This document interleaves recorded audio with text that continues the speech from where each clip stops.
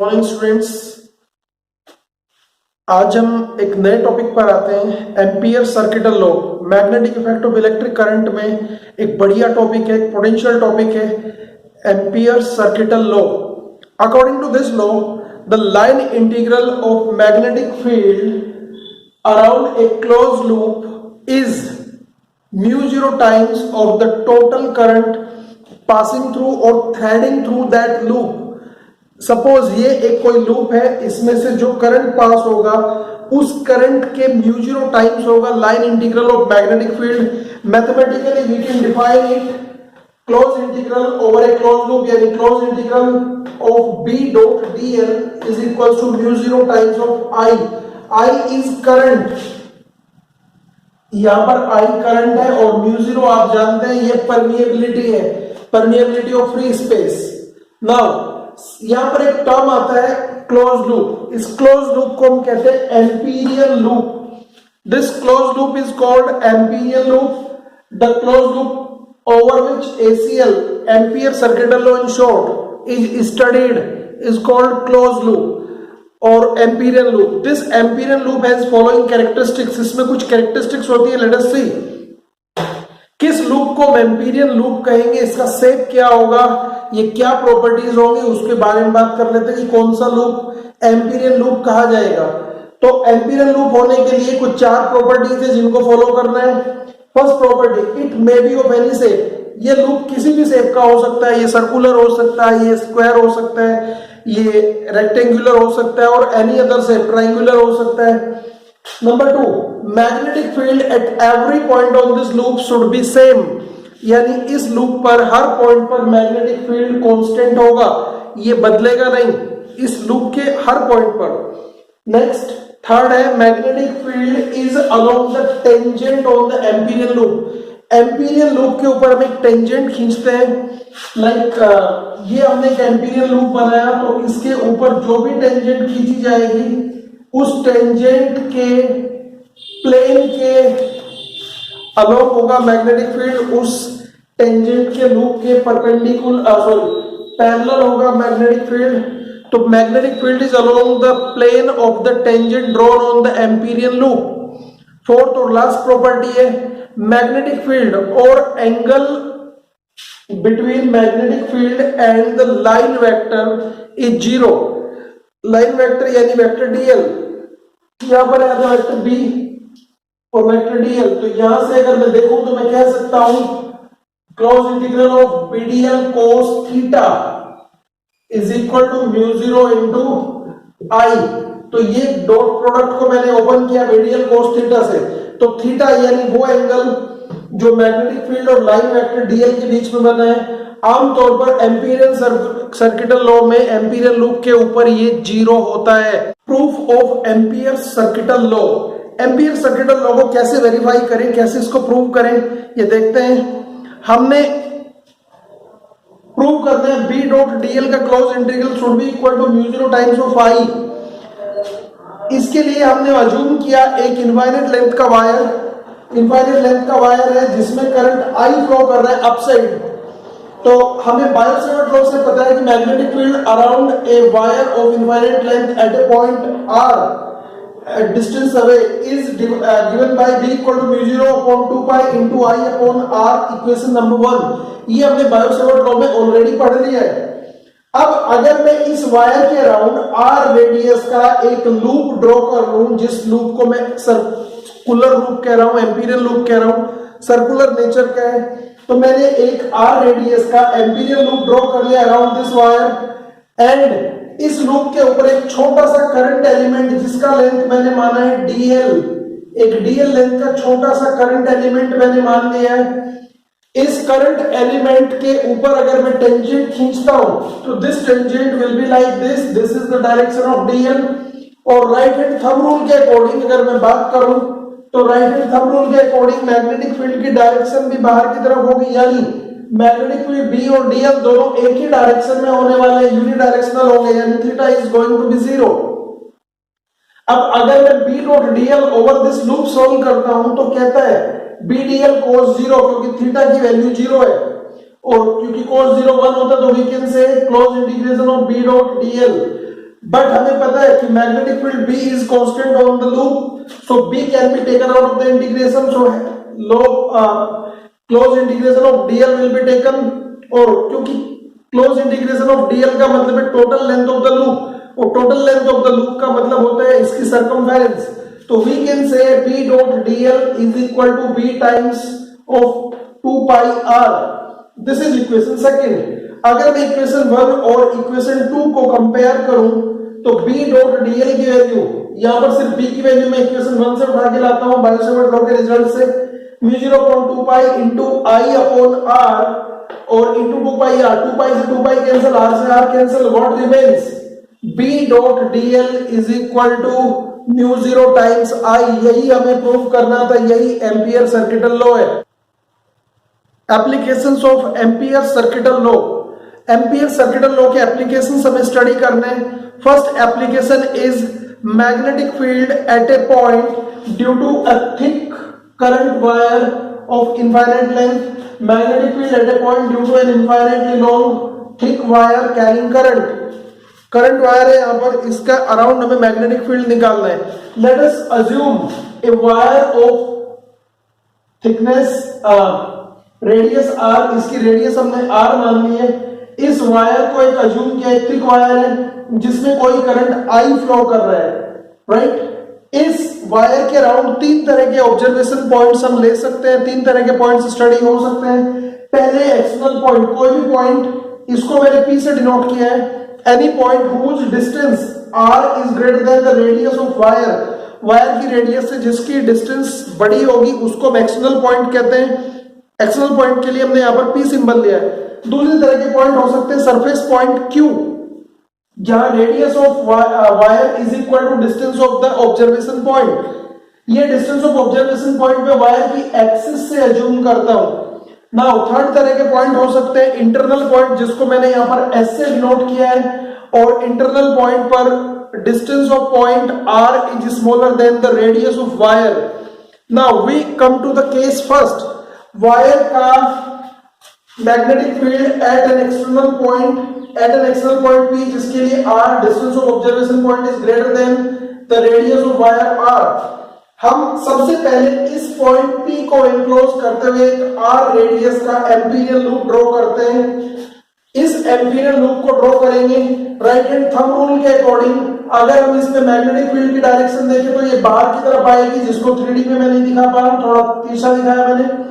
और इस वायर के ऊपर अगर एक छोटा सा लेंथ एलिमेंट dl मान लूं मैं, तो dl का जो वेक्टर होगा प्लेन, जो जिसको मैं कहता हूं प्लेन वेक्टर ऑफ dl, वो भी मैग्नेटिक फील्ड की डायरेक्शन में ही होगा। तो एम्पियर सर्किटल लॉ के हिसाब से अगर मैं यहां इस लूप के ऊपर ACL अप्लाई करता हूं तो हमारे पास आता है B dot dl equal to μ0 times I, क्योंकि इस एम्पिरियल लूप में सारा का सारा करंट I फ्लो कर रहा है, that's why total current I will be taken here. But on the Amperian loop, अगर हम एम्पीरियल लूप की बात करें तो मैग्नेटिक फील्ड और dl दोनों सेम डायरेक्शन में है, तो मैं B डॉट dl का जब क्लोज इंटीग्रेशन ओपन करता हूं तो it will become B dl cos 0, क्योंकि थीटा 0 है यहां पर और cos 0 की वैल्यू 1 होती है, तो I can write close integral of B dot dl equal to B into close integration of dl। B को मैंने बाहर ले लिया क्योंकि हमने बताया था कि एम्पीरियल लूप के ऊपर मैग्नेटिक फील्ड कांस्टेंट होता है और कांस्टेंट को इंटीग्रेशन से बाहर कर लिया जाता है। बट क्योंकि वायर जो है हमारा पूरी तरह से इस लूप में एनक्लोज्ड है, और वायर जो हमारा लूप है वो मैंने सर्कुलर लूप माना है, सर्कुलर लूप जिसकी रेडियस r है, तो इसका मतलब dl का इंटीग्रेशन हो जाएगा 2 pi r यानी equal to the circumference of the loop from equation 1 and 2। Equation 1 भी B डॉट dl की वैल्यू देता है और इक्वेशन 2 भी B डॉट dl की वैल्यू दे रहा है। अगर मैं इन दोनों को कंपेयर करूं तो B into 2 pi r becomes equal to μ0 into I, और B equals to μ0 upon 2 pi I upon r। अगर आप ध्यान से देखें तो बायो-सेवर्ट लॉ में एक थिन वायर की फील्ड का फॉर्मूला भी यही था, इनफाइनाइट लेंथ के वायर का मैग्नेटिक फील्ड का formula B equals to μ0 upon 2 pi I into r था, I upon r था। यानी this wire will behave like a thin wire for an external point, यानी ये जो मैग्नेटिक फील्ड है ये बिल्कुल मैच करता है magnetic field of a thin wire से, जिसमें करंट I पार हो रहा था। तो अगर मैं मान लूं कि एक वायर थिक है, तो किसी भी एक्सटर्नल पॉइंट के लिए thick wire will behave like a thin wire case 2 at surface point Q where R is equal to capital R, जहां distance of observation point capital R के इक्वल है। एक बार फिर एम्पियर सर्किट लॉ को मैं अप्लाई करके आऊंगा, यहां पर भी सारा का सारा करंट एनक्लोज्ड है, तो मैं सीधे सीधे इक्वेशन पे आ रहा हूं। हमारे पास जो आया था वी नो, अभी अभी जो हमारे पास आया था B equal to mu 0 upon 2 pi into I upon R, but small r is equal to capital R here, तो B equals to mu 0 upon 2 pi into I upon R. यही है magnetic field due to a thick wire on its surface. This is constant, ये वैल्यू constant आएगी। क्यों constant आएगी?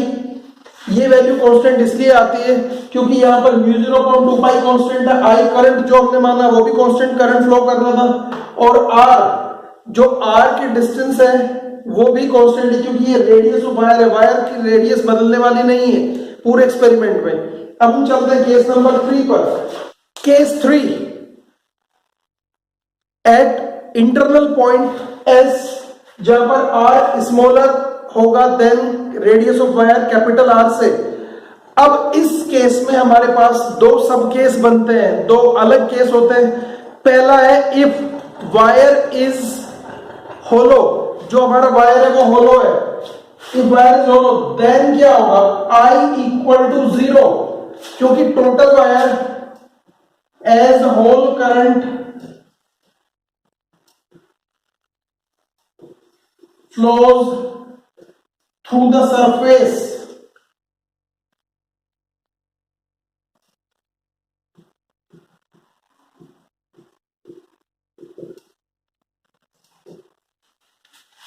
अगर wire hollow है हमारा, यहां पर पहला केस, अगर वायर होलो है तो सारा का सारा करंट वायर के सरफेस से पार हो जाएगा, क्योंकि करंट को मूव करने के लिए एक मीडियम चाहिए होता है। करंट हवा में मूव नहीं करता, तो जो भी मेटल कंडक्टर है वो बाहर की तरफ है, अंदर नहीं है। और एम्पीरियल सर्किटल लॉ की अगर मैं बात करूं तो एम्पीरियल लूप ने कितना करंट एनक्लोज किया है, क्योंकि सारा करंट तो सरफेस से निकल गया, जो भी करंट जा रहा है वो सरफेस से जा रहा है, तो इसका मतलब इस एम्पीरियल लूप ने कितना करंट एनक्लोज किया, 0। और अगर मैं ACL से देखूं, from ACL Ampere circuital law से अगर मैं बात करूं तो close integration of B dot dl should be equal to 0, क्योंकि mu 0 times I current enclosed ये 0 के बराबर होगा। इसका मतलब मैं कह सकता हूं either dl should B 0 and or B should be 0, क्योंकि length dl can not be 0, loop की लेंथ dl 0 नहीं हो सकती, इसलिए इस पूरे वेक्टर को 0 करने के लिए मुझे B को 0 करना पड़ेगा, यानी magnetic field inside the wire is 0। Magnetic field inside a hollow wire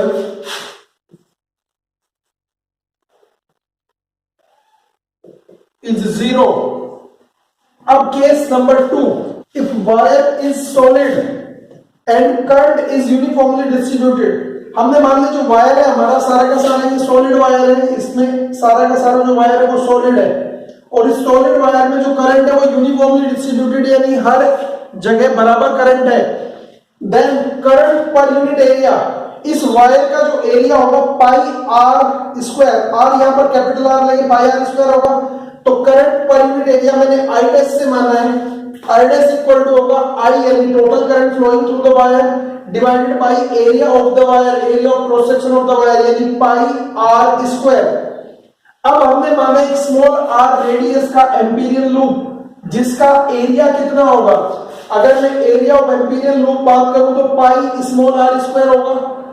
अब पूरे वायर में जो करंट था I था, पर unit area current I dash flow कर रहा था, तो इस r रेडियस के या पाई आर स्क्वायर एरिया के एम्पीरियल लूप से कितना करंट पास हो रहा होगा, current passing through Amperian loop I dash equal to होगा current per unit area multiplied by area of loop.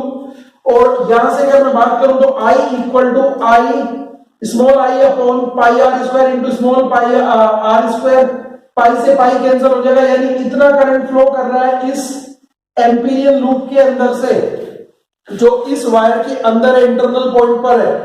अब अगर मैं एम्पियर सर्किटल लॉ अप्लाई करूं तो B dot dl should be equal to mu 0 times I। यहां पर I capital I मैंने लिया है क्योंकि कैपिटल I करंट इस एम्पीरियन लूप के अंदर से जा रहा है, तो B डॉट dl, और क्योंकि हमें पता है ये इक्वेशन हमने मान लिया था कोई एक इक्वेशन 2 या एक जो भी हमारा सीक्वेंस में आ रहा है, बट हमें पता है B डॉट dl तो B इंटू 2 पाई आर है, अभी थोड़ा पहले हमने प्रूव किया था, क्योंकि सर्कुलर लूप के ऊपर B डॉट dl का वैल्यू क्लोज इंटीग्रेशन में होता है B इंटू 2 पाई आर, और अगर मैं B इंटू 2 पाई आर को इस mu 0 upon mu 0 into I के साथ रखता हूं तो मेरे पास आता है B equals to mu 0 upon 2 pi into I upon R।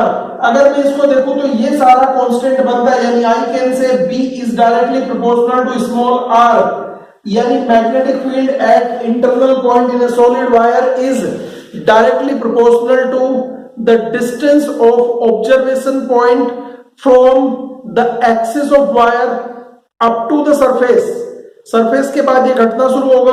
Now graphical representation of magnetic field due to a thick current carrying wire. एक थिक करंट कैरिंग वायर का मैग्नेटिक फील्ड हमें कैलकुलेट करना है ग्राफिकली, इसको दिखाना है कैसे graphically हम लेते हैं। तो ये जो अभी तक हमने पढ़ा उस सभी की समरी भी है, और यहाँ पर हम दो अलग अलग केस लेंगे। पहला केस है होलो वायर का और दूसरा केस है सॉलिड वायर का। होलो वायर में क्या है, हमें पता है एक्सटर्नल पॉइंट पर मैग्नेटिक फील्ड होलो वायर हो या सॉलिड वायर हो एक ही होता है, B equal to mu 0.2 pi I upon R। अगर मैं देखूं B equal to mu 0.2 pi into I, ये सारा कांस्टेंट है, यानी B is directly proportional to 1 upon R होगा। Same case in solid wire, तो जब तक पॉइंट एक्सटर्नल है, चाहे वायर होलो हो चाहे सॉलिड हो, कोई फर्क नहीं पड़ेगा, वायर का मैग्नेटिक फील्ड एक ही होगा। जब हम सरफेस पॉइंट की बात करते हैं तो मैग्नेटिक फील्ड आता है B equal to mu 0.2 pi I upon R, क्योंकि इस बार ये R इस स्मॉल r से छोटा है, क्यों हम बाहर से सरफेस से अंदर वायर की तरफ आ रहे हैं तो R घट रहा है, तो ये B कांस्टेंट होगा, इसको मैं B मैक्सिमम भी कहता हूं। ये मैक्सिमम मैग्नेटिक फील्ड आने वाला है मेरे पास, यहां पर भी ये मैग्नेटिक फील्ड B मैक्स होगा, यानी मैक्सिमम मैग्नेटिक फील्ड कहा जाएगा सरफेस पर। जब मैं इंटरनल पॉइंट की बात करता हूं होलो वायर में तो मैग्नेटिक फील्ड 0 आया था, हमने पढ़ा था, बट जब मैं इंटरनल पॉइंट की बात करता हूं सॉलिड वायर में तो मैग्नेटिक फील्ड आया था B equal to 0.2 pi I upon R square into small r, यानी B is directly proportional to small r। अब मैं इनको ग्राफिकली देखता हूं, ग्राफिकल रिप्रेजेंटेशन में दो क्वांटिटी लेता हूं। ये मेरा ओरिजिन से इस एक्सिस x एक्सिस पर मैंने लिया डिस्टेंस ऑफ ऑब्जर्वेशन पॉइंट यानी स्मॉल r, और y एक्सिस पर मैंने लिया है B यानी magnetic field of the wire. अब यहां पर एक लैंडमार्क है, ये है पॉइंट R। इस R का मतलब है जहां R और R दोनों बराबर होते हैं, यानी सरफेस पॉइंट है। ये कौन सा पॉइंट है, सरफेस ऑफ वायर, वायर का सरफेस पॉइंट है।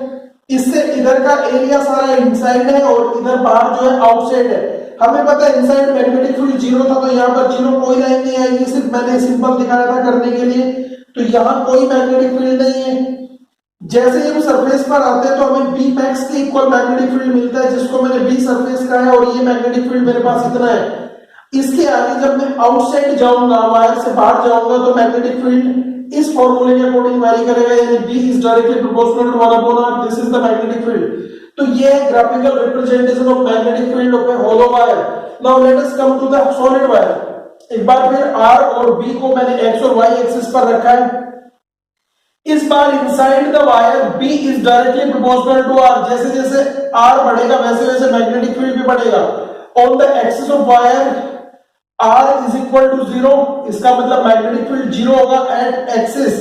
तो जब मैं एक्सिस की बात कर रहा हूं, वायर का जो सेंट्रल लाइन था उस पर मैग्नेटिक फील्ड 0 होगा, बट जैसे मैं एक्सिस से सरफेस की तरफ बढ़ता हूं, magnetic field increases and become maximum at the surface पर ये मैक्सिमम हो जाएगा। When we go outside then magnetic field start decreasing according to this formula, यानी B is directly proportional to R।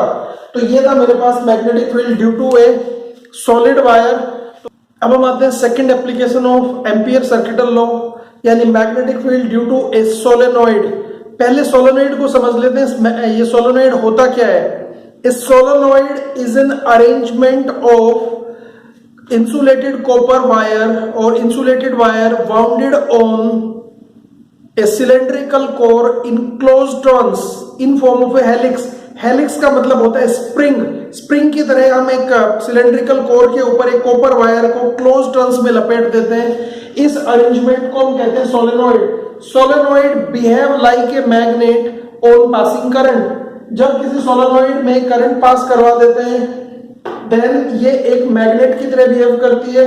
और अगर मैं सोलेनॉइड को, मैंने मैग्नेट देखा है तो मैग्नेट का कोई मैग्नेटिक फील्ड भी होता है, अगर मैं सोलेनॉइड के मैग्नेटिक फील्ड को स्टडी करूं तो ये एक बार मैग्नेट की तरह आता है। यहां पर फिगर में देख लेते हैं, ब्लैक से जो मैंने दिखाया हुआ ये एक सिलेंड्रिकल कोर है। इस सिलेंड्रिकल कोर के ऊपर ये जो मैंने ब्लैक से दिखाया ये एक सिलेंड्रिकल कोर है, इसके ऊपर मैंने एक कॉपर वायर को क्लोज टर्न्स में लपेट रखा है। एक V वोल्ट की बैटरी से कनेक्ट किया की आई की को क्लोज करके मैंने इस सर्किट में करंट I फ्लो करवाया। जब करंट I फ्लो करते हैं तो ये मैग्नेट की तरह बिहेव करता है और इसका मैग्नेटिक फील्ड डेवलप हो जाता है। सेंट्रल लाइन बिल्कुल स्ट्रेट जाती है और यहां से मैग्नेटिक फील्ड लाइंस बाहर की तरफ निकलती है, जबकि यहां इससे मैग्नेटिक फील्ड लाइंस अंदर की तरफ आती है, यानी ये साउथ पोल की तरह बिहेव कर रहा है और ये वाला हमारा नॉर्थ पोल की तरह बिहेव करता है। तो सोलेनॉइड का मैग्नेटिक फील्ड बिल्कुल वैसा ही आता है जैसा एक बार मैग्नेट का, इसलिए हम सोलेनॉइड को इलेक्ट्रिकल बार मैग्नेट भी कहते हैं। Solenoid is like an electrical bar magnet. Now magnetic field of A solenoid कुछ बार मैग्नेट की तरह आता है, यानी इस फील्ड की खास बात है this magnetic field inside the solenoid is strong, क्योंकि मैग्नेटिक फील्ड लाइंस क्लोज है, पैरेलल एक दूसरे के, तो magnetic field is strong and uniform directed from south to north. Solenoid के अंदर ये मैग्नेटिक फील्ड साउथ पोल से नॉर्थ पोल की तरफ डायरेक्टेड होता है और स्ट्रॉन्ग होता है, यूनिफॉर्म होता है। बट जब मैं सोलेनॉइड के बाहर जाता हूं outside the core of solenoid this magnetic field start diverging, यानी ये वीक होना शुरू हो जाता है, नॉन यूनिफॉर्म, क्योंकि डिस्टेंस अलग अलग होती है हर पॉइंट पर। तो this magnetic field is weak and non uniform, but outside इसकी डायरेक्शन नॉर्थ से साउथ पोल की तरफ होती है। अब किसी भी सोलेनॉइड के फील्ड की खास बात हमने बताई कि magnetic field of A solenoid is strong and uniform inside the solenoid, direction होती है साउथ पोल से नॉर्थ पोल की तरफ। Magnetic field is weak and non uniform outside the solenoid, direction होती है नॉर्थ पोल से साउथ पोल की तरफ। कुछ इंपॉर्टेंट बातें जो मैग्नेटिक फील्ड या हम इस सोलेनॉइड के बारे में बात करेंगे। तो पहली चीज है solenoid is treated as a number of current rings. बहुत सारे करंट रिंग्स को अगर मैं मिला दूं तो एक सोलेनॉइड के इक्विवेलेंट हो जाते हैं, यानी एक सोलेनॉइड का फील्ड n करंट रिंग्स के इक्वल आता है, उनकी तरह से एक मैग्नेटिक डाइपोल बनाते हैं। अब अगर एक सोलेनॉइड मैग्नेटिक डाइपोल बनाता है तो इस डाइपोल के नॉर्थ और साउथ पोल कौन से होंगे? सोलेनॉइड का जिस एंड पर करंट का सेंस एंटी क्लॉकवाइज होता है वो एंड नॉर्थ पोल की तरह बिहेव करता है, जिस एंड पर करंट का सेंस क्लॉकवाइज होता है वो एंड साउथ पोल की तरह बिहेव करता है। तो this way we can say solenoid is a bar magnet having north pole on the anti clockwise current side and south pole on the clockwise current side. This is all about the solenoid. Now magnetic field inside a long solenoid, magnetic field inside the core of a long solenoid, इसको देखते हैं। सबसे पहले हम assume करते हैं एक solenoid जो काफी लंबी है, लॉन्ग सोलेनॉइड है, जिसमें करंट कुछ इस सेंस में है कि अपर साइड ही करंट बाहर आ रहा है। करंट लूप को मैंने दिखाया नहीं है, तो ये जो डॉट है इसका मतलब करंट बाहर की तरफ आ रहा है, और नीचे जो क्रॉस हेड दिखाए करंट नीचे जा रहा है। कुछ इस तरह से ये, अगर मैं इसको सोलेनॉइड मान लूं तो उंगलियां ऊपर की तरफ से बाहर आती हैं डॉट हेड, और नीचे की तरफ अंदर चली जाती है क्रॉस हेड। तो वायर कुछ ऐसे लपेटा हुआ करंट इस सेंस में फ्लो कर रहा है। तो यहां पर मैंने मान लिया कि ये मेरे पास एक सोलेनॉइड है जिसमें magnetic field right hand thumb rule के हिसाब से B इस डायरेक्शन में जाएगा। नाउ सोलेनॉइड की टर्न डेंसिटी है स्मॉल n। टर्न डेंसिटी का मतलब होता है number of turns per unit length. अगर इस सोलेनॉइड के 1 मीटर लेंथ की मैं बात करूं तो उसमें स्मॉल n टर्न्स होंगे, तो जितना लेंथ बढ़ेगा उतने उसके नंबर ऑफ टर्न्स बढ़ जाएंगे। टर्न डेंसिटी है सोलेनॉइड की स्मॉल n, और हर टर्न में जो करंट है वो I है। current in each turn is I. Now consider a rectangular loop. इस बार हम सर्कुलर लूप नहीं अज्यूम कर रहे हैं, हम रेक्टेंगुलर लूप अज्यूम कर रहे हैं। एक रेक्टेंगुलर लूप अज्यूम कर लिया PQRS, जो इस सोलेनोइड को में कुछ इस तरह से, जैसे कि आप दिखाया हुआ फिगर में, इस लूप का लेंथ है L और इसका विड्थ है B। अब ध्यान देते हैं नंबर ऑफ टर्न्स इस लूप में कितने होंगे, करंट के कितने टर्न्स इस लूप के अंदर से होंगे, क्योंकि लूप का लेंथ है L और हमें पता है number of turns per unit length है स्मॉल n, तो total number of turns passing through this loop n equal to होगा n इंटू L, और एक टर्न में जो करंट था वो था तो इसका मतलब total current passing through this loop capital I equal to n into I और n L I। यहां पर मैंने निकाल लिया current passing through this loop. Now Ampere circuital law के हिसाब से अगर मैं बात करूं तो B dot dl should be equal to mu 0 times of the current passing through the loop, यानी I, तो mu 0 into I, but I की वैल्यू थी LLI, मैंने रख लिया, तो ये आया मेरे पास इक्वेशन नंबर सेकंड। अब अगर मैं एम्पीरियल लूप को सॉल्व करूं तो ये क्लोज इंटीग्रल बनता है B डॉट dl का, बट ये क्लोज इंटीग्रल इस बार 4 ओपन इंटीग्रल में पहले ब्रेक होगा। पहले लिखा जाएगा B dot dl over length PQ, B dot dl over length QR, B dot dl over length RS and B dot dl over length SP। अगर मैं इन सभी पर देखूं तो यहां इस वायर के अलोंग लेंथ इस तरफ, जबकि मैग्नेटिक फील्ड इस तरफ है, इसमें लेंथ ऊपर की तरफ, लेकिन मैग्नेटिक फील्ड ऐसे होगा सेम हियर, और यहां मैग्नेटिक फील्ड 0 आने वाला है, क्योंकि हमें पता था आउटसाइड सोलेनोइड मैग्नेटिक फील्ड 0 होता है। तो अगर मैं PQ के ऊपर देखूं तो BDL cos 0 बनता है, क्योंकि मैग्नेटिक फील्ड और लेंथ दोनों एक ही डायरेक्शन में है। अगर मैं वायर QR के ऊपर देखता हूं तो लेंथ ऊपर की तरफ और मैग्नेटिक फील्ड इस तरफ, यानी यहां पर cos 90 बनेगा। अगर मैं RS की बात कर रहा हूं तो मैग्नेटिक फील्ड इस तरफ है और लेंथ अगर मैं इस तरफ बात करूं तो 180 का एंगल होगा, बट एग्जैक्टली यहां मैग्नेटिक फील्ड 0 है, तो यहां मैग्नेटिक फील्ड होगा ही नहीं। इसको मैं डायरेक्टली 0 लिख सकता हूं, बट मैंने इसको लिख के दिखाया।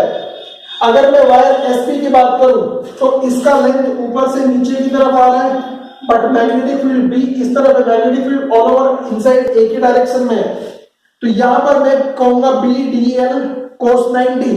हमें पता है सिर्फ वायर PQ के ऊपर B मैग्नेटिक फील्ड कांस्टेंट होगा, 12 cos 0 1 होता है, तो B close integral of dl over length PQ plus 0, क्योंकि cos 90 की वैल्यू 0 होती है, प्लस 0 क्योंकि यहां RS सेगमेंट पे मैग्नेटिक फील्ड 0 है, just outside A long solenoid magnetic field 0। And एक बार फिर वायर SP के ऊपर ये मैग्नेटिक फील्ड 0 होगा। हमें पता है कि लेंथ PQ का जो टोटल लेंथ है वो है L, तो close integration of B dot dl can be written as BL।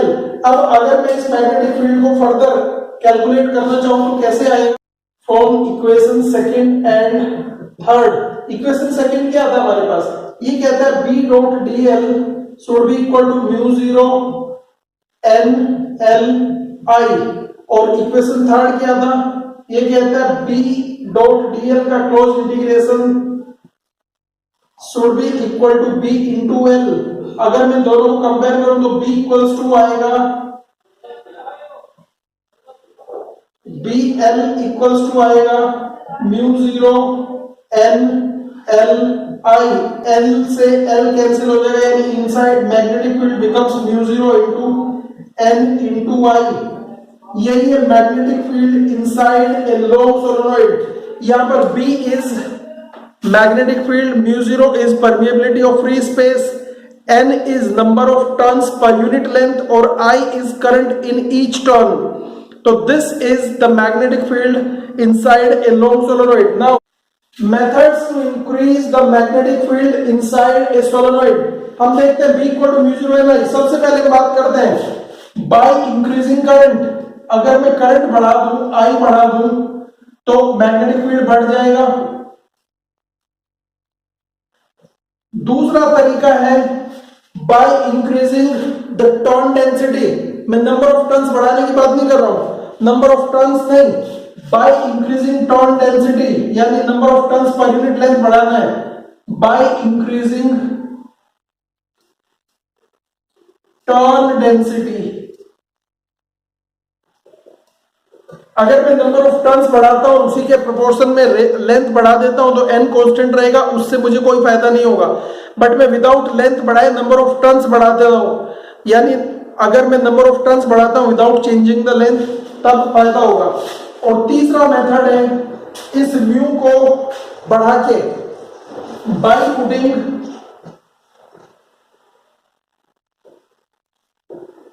A soft iron core inside the solenoid। इस सोलोनॉइड के अंदर एक सॉफ्ट आयरन कोर मैंने रख दिया है, तो इसको हम कहते हैं मैग्नेटिक फील्ड बढ़ जाएगा। और सॉफ्ट आयरन कोर वाली मैग्नेटिक फील्ड का यानी बीम पी आयरन क्या होगा, that is mu N I. Mu यहां पर परमिएबिलिटी ऑफ आयरन है, आयरन की परमिएबिलिटी अगर मैं बात करूं तो ये म्यू हो जाएगी, जो mu is around 1000 times of mu naught.